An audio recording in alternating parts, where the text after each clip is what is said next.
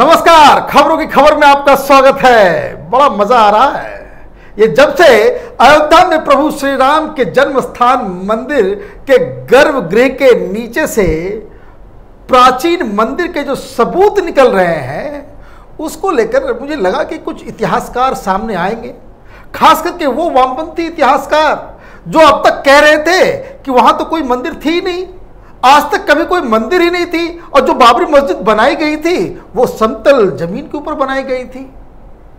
तो ये जो सारे जो वामपंथी इतिहासकार और जिनको इलाहाबाद हाईकोर्ट ने जो फटकार लगाई थी, ये तमाम एमिनेंट हिस्टोरियंस, ये तो गायब हो गए, लेकिन अपने कुछ टुटपुंजिए फॉलोअर्स को जो है सामने कर दिया।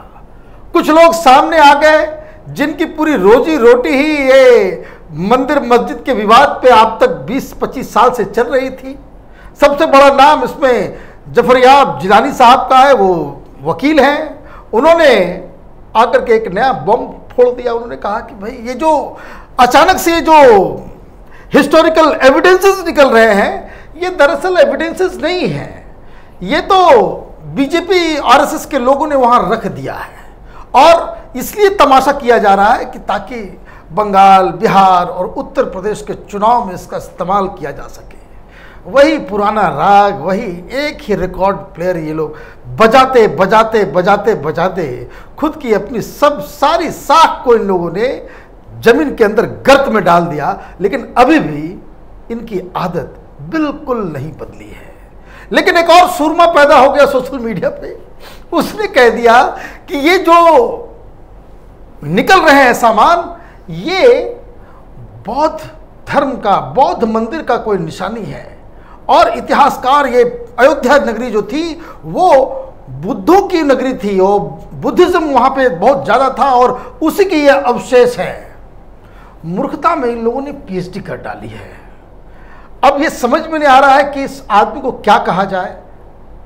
इतना इतिहास का बड़ा जानकार भी नहीं है कि उसका नाम भी लें, लेकिन मैं आपको जरूर बता देता हूं कि ट्विटर पे बड़ा बवाल चला हुआ है। तो इनसे पूछना चाहिए कि अरे भाई, कौन से बौद्ध मंदिर में शिवलिंग होता है, ये समझा दो। और ये अगर इतना ही बड़ा, क्योंकि बौद्ध का इतिहास तो बहुत ही हाल का इतिहास है। कहां कहां बुद्ध गए, कहां कहां मठे थी, कहां कहां ये उसका सारा वर्णन है। और अगर मान भी लिया जाए, देखिए मूर्खता का इन लोगों ने माने बिल्कुल ही सारे रिकॉर्ड्स इन लोगों ने तोड़ दिए हैं। अगर मान भी लिया जाए कि इनके मुताबिक अगर ये जो कह रहे हैं कि भाई बौद्ध मंदिर ही था, तो क्या बौद्ध मठ को तोड़ के बाबर ने वहां बनाया था? ये जो नया नया प्याज खाने वाले ये जो दलित एक्टिविस्ट बनते फिरते हैं, इनको जो मीम और भीम का एक जो नया अफीम जो ये चाट रहे हैं, इनको समझ में नहीं आता है। बाबा भीमराव अंबेडकर की किताब से इनको कोई नाता नहीं है, कोई रिश्ता नहीं है। इस्लाम ने और खास करके जो मुगल, जो पश्चिम से जो आक्रमणकारी जो हिंदुस्तान के अंदर में आए, उन लोगों ने बौद्ध धर्म का क्या नुकसान किया है, इसके बारे में अगर इनको कहीं से भी कोई जानकारी लेनी है तो सीधे डॉक्टर भीमराव अंबेडकर की किताबों को पढ़ना चाहिए। ये चेहरा नहीं दिखा पाएंगे। ये जो मीम और भीम का जो माला जपने वाले लोग जो हैं, ये शर्मसार हो जाएंगे, किसी को मुंह दिखाने लायक नहीं बचेंगे। खैर, ये तो अलग कहानी है। इनको ऐसे ही जूझते रहना है, अभी कई दशक तक इनको कोशिश करने देना चाहिए। लेकिन मुद्दा तो ये है कि ये जो ऐतिहासिक सवाल के ऊपर पॉलिटिकल तड़का जो ये लोग लगा रहे हैं, इतिहासकार छिप गए हैं, और राजनीतिक जो प्रवक्ता है इनके, जो मौलवी और मौलाना हैं, वो सामने आ गए। उन्होंने कहा कि ये जो है वो तो रख दिया गया है, और बीजेपी आरएसएस वालों ने रख दिया है। अब पहले क्लैरिटी समझ लीजिए कि भाई ये हो क्या रहा है। ये जो परिसर है, ये जो जमीन जहां पे मंदिर बननी है, उसमें एक जगह टीला है। अगर आप जो लोग गए होंगे वो मेरी बातों को अच्छी तरह समझ जाएंगे कि ये जो राम लला की जो मूर्ति रखी हुई थी, और ये जो मलबा जो था, जो टीले के रूप में था, जिसके ऊपर बाबरी मस्जिद कभी बनी हुई थी, तो वो एक टीला है, और उसके ठीक नीचे वेस्टर्न साइड में वो गहरा जमीन, वहां पे जमीन गहरी है वहां पे। अब मंदिर बनेगा तो इस तरह से तो टिल्टेड होगा नहीं, फिर क्या करेंगे? तो उसके लिए खुदाई हो रही है, उसको समतल किया जा रहा है।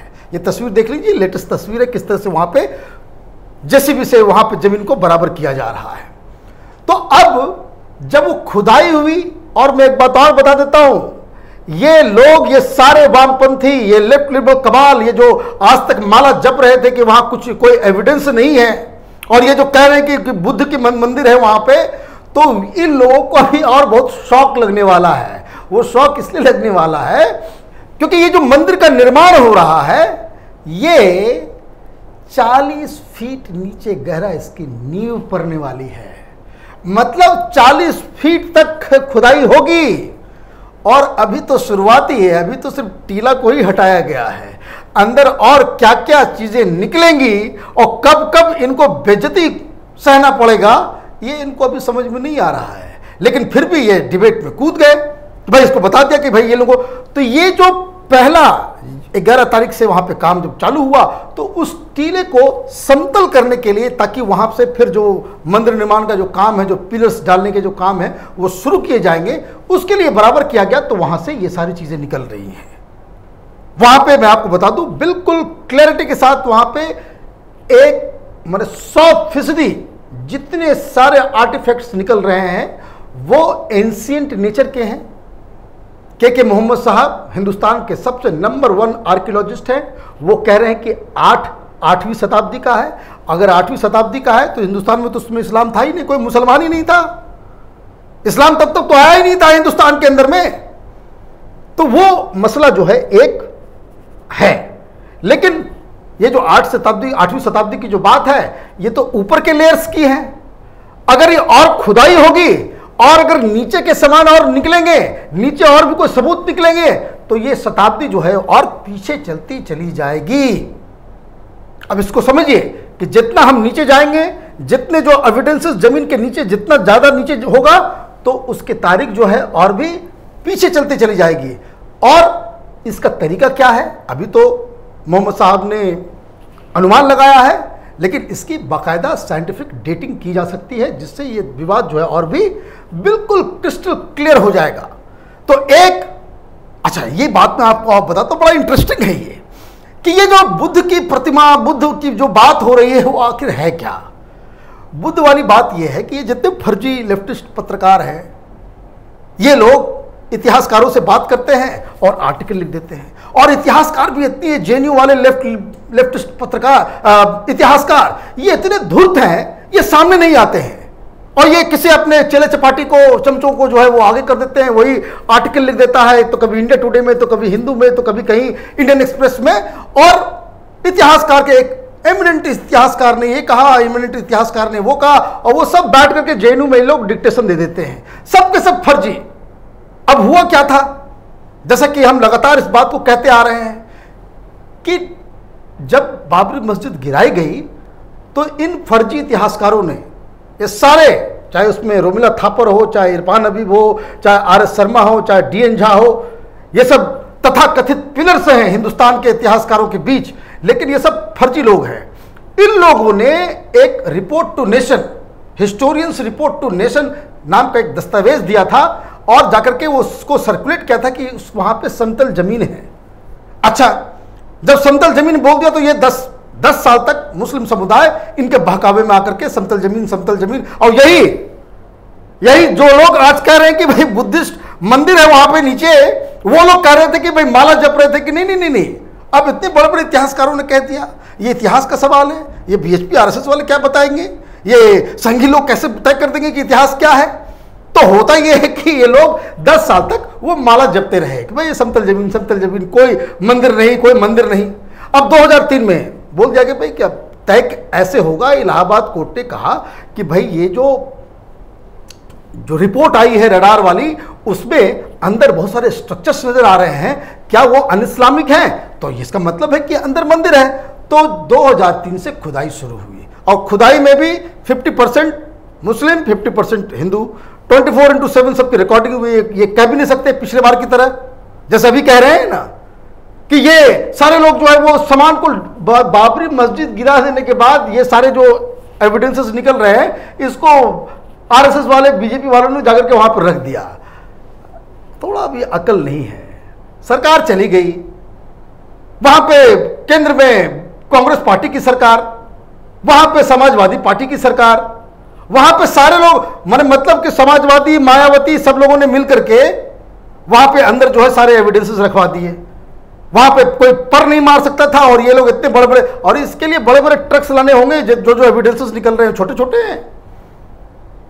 तो 2003 में जब खुदाई जब चालू हुई तो वहां से वो सारी चीज निकलने लग गए।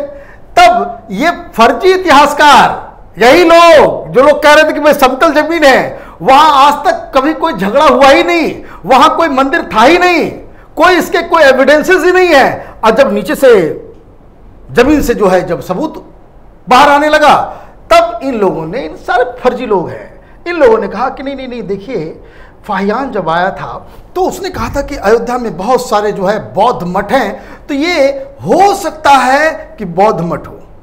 वो चाइनीज विस्पर आप जानते हैं ना, कि एक को बोला कुछ, एक को बोला कुछ, एक को बोला कुछ, एक को बोला कुछ, और लाइन के लास्ट में जाते जाते बात ही कुछ और हो जाती है। तो ये चाइनीज विस्पर वाली जो सारे लोग जो है ये कम्युनिस्ट, इन लोगों ने पहले कहा कि भाई कि फाहियान ने कहा था कि भाई अयोध्या में बहुत सारे बौद्धिस्ट हैं, और लेकिन इसको कहां उठा करके पटक दिया, लॉजिक को ये कह दिया कि भाई अब जो निकल रहे हैं वो बौद्ध के हैं। अरे कुछ तो शर्म बाकी अगर है इन लोगों को, तो इन लोगों को सीधे सामने आना चाहिए और माफी मांग लेनी चाहिए इस देश की जनता के साथ कि आपके पैसे पे, सरकार के पैसे पे हम लोग करोड़ों अरबों का जो है हमने घोटाला किया इस देश के अंदर में, इतिहास के नाम पे बड़े बड़े घर और बंगले और बहुत सारे जो है पूरे देश विदेश की हमने यात्राएं की गरीब जनता के पैसे से, लेकिन हमने गलत इतिहास बताया। कम से कम अगर शर्म जरा सा भी बाकी है। वैसे तो मैं लगातार इस बात को कह रहा हूं कि जो लोग, अगर कोई वकील इस वीडियो को देख रहे हैं, इन लोगों के खिलाफ PIL होना चाहिए, they must be sent to jail, क्योंकि इनकी वजह से इस देश में हिंदू मुसलमान के बीच इतनी बड़ी खाई पैदा हुई है, क्योंकि इन इतिहासकारों ने मुसलमानों को गुमराह किया। इन लोगों ने ही कहा कि यहां पे कोई मंदिर था ही नहीं, मीर बाकी तो बहुत बड़ा सन्यासी था, बाबर तो बहुत बड़ा सन्यासी था, वो तो कभी किसी मंदिर को गिरा ही नहीं सकता, और इस तरह की बातें उल्टी पुल्टी कहानियां बता करके मुस्लिम समुदाय को, बाबरी मस्जिद एक्शन कमेटी को इन लोगों ने गुमराह कर दिया कि आप लड़ो, पूरा इतिहास के सारे साक्ष्य आपके साथ खड़े हैं। लेकिन अब जब ये पूरी इतिहास जो है वो उल्टी पड़ रही है, तो कोई तो अकाउंटेबिलिटी, कोई भी तो रिस्पॉन्सिबिलिटी होगी। या ये बेशर्मी की तरह जो है ये एक तस्वीर डाल करके आप कह देंगे भाई बौद्ध मठ था, और अगर बौद्ध ही मठ था तो पहले क्यों नहीं बताए? क्यों नहीं अपने आकाओं से पूछा, JNU के इतिहासकारों से, कि क्या कहीं पे इस तरह के दस्तावेज हैं कि जहां मीर बाकी वो बौद्ध मठ को तोड़ के उसने वहां पे मस्जिद बनाई, इसके कोई साक्ष्य है? और जिस तस्वीर को दिखा करके वो बताया जा रहा है कि भाई ये किसी बौद्ध मठ का वो सिंबल है, तो उसको थोड़ा पढ़ाई लिखाई कर लेना चाहिए। इस तरह के सिंबल सिर्फ और सिर्फ हिंदू मंदिर में होते हैं, और ये सारी, अब तो इस पे बहस की कोई गुंजाइश नहीं है, बहस की अब तो कोई गुंजाइश नहीं है। लेकिन आदत है कि जो जाती नहीं, कैसे ये हार मान लेंगे? अब तक कांग्रेस के टुकड़ों पे पलने वाले ये इतिहासकार, ये पत्रकार, ये एक्सपर्ट्स, ये लोग कैसे मान लेंगे कि इन्होंने जो गंद फैलाया है इतिहास के नाम पे, वो अब उसके जो है सारे पाप जो है, उनका घड़ा जो है वो फूटने लगा है। ये नहीं मान सकते हैं, और इसलिए ये ज़रूरी है कि इनके खिलाफ कोई कानूनी कार्रवाई होनी चाहिए, क्योंकि इन लोगों ने न सिर्फ गलत इतिहास बताया है, बल्कि इसके पूरे कागजात भी हैं, और अभी से नहीं, बहुत पहले से किस तरह से इन लोगों ने इतिहास लेखन के नाम पे लाखों करोड़ों रुपए का घोटाला भी इस देश के अंदर में किया है। कभी और इनके घोटालों के बारे में चर्चा करेंगे। आप देखते रहिए कैपिटल टीवी। हमारे वीडियोस को लाइक कीजिए, शेयर कीजिए, और हमारे चैनल को सब्सक्राइब कीजिए। और मैं जाते जाते एक बात और बता दूं कि इस टॉपिक के ऊपर एक ब्लैक एंड व्हाइट भी हम कर रहे हैं, जो इसके बाद जो अगला वीडियो जो आएगा उसमें बहुत सारे सवाल जो कुछ लोग पूछ रहे हैं टेलीविजन चैनल में डिबेट में कि तुलसीदास ने तो कभी नहीं कहा, तुलसीदास तो उस समय समकक्ष थे, तो उस समय उन्होंने क्यों नहीं मेंशन किया, बाबरनामा में इसका मेंशन क्यों नहीं है, कोई इस तरह का कोई दस्तावेज क्यों नहीं है। तो वो सारे सबूतों के साथ हम एक ब्लैक एंड व्हाइट करेंगे, उसको भी आप ज़रूर देखिएगा और इसका लिंक भी हम कमेंट सेक्शन में डाल रहे हैं। धन्यवाद।